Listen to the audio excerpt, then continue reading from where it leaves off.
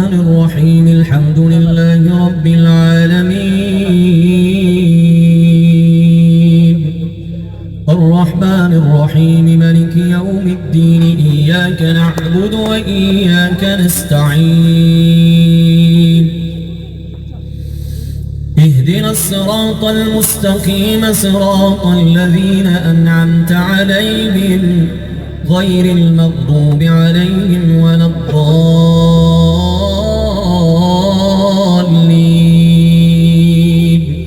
آمين.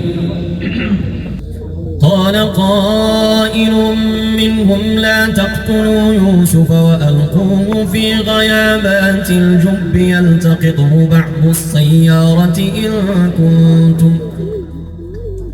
يلتقطه بعض السيارة إن كنتم فاعلين قالوا يا أبانا ما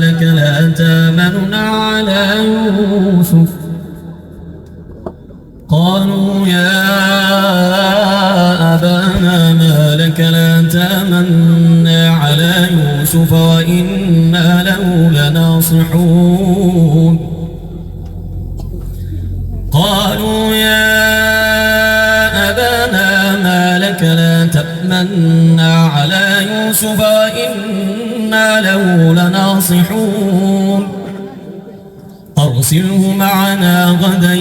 يرتع ويلعب وإنا له لحافظون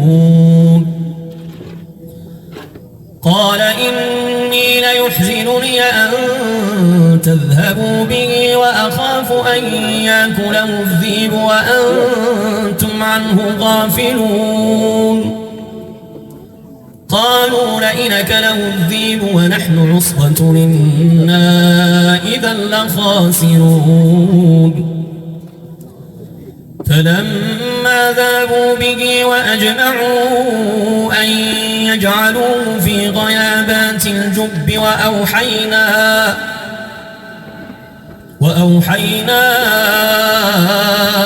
إليه لتنبئنهم بأمرهم هذا وهم لا يشعرون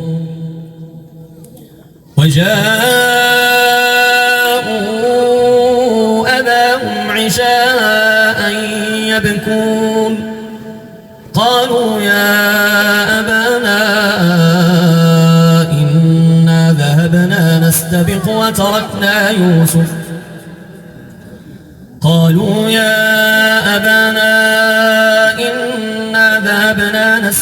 وتركنا يوسف عند متاعنا فأكله الذئب وجاءوا أباهم عشاء يبكون قالوا يا أبانا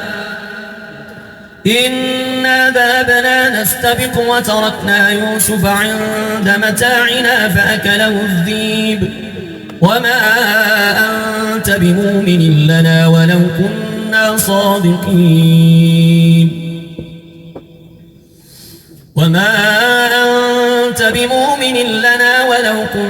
صادقين وجاءوا على قميصه بدم كذب قال بل سولت لكم أنفسكم أمرا فصبر جميل والله المستعان على ما تصفون وجاءت سيارة فأرسلوا واردهم فأدلى دلوه قال يا بشرى هذا غلام وأسروه بضاعة والله عليم بما يعملون وشروه بثمن بخس دراهم معدودة وكانوا فيه من الزاهدين وقال الذي اشتراه من مصر لامرأته أكرمي مثواه عسى أن ينفعنا أو نتخذه ولدا وكذلك مكنا ليوسف في الأرض ولنعلمه من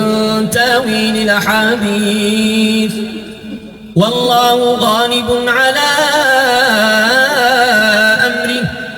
ولكن أكثر الناس لا يعلمون ولما بلغ أشده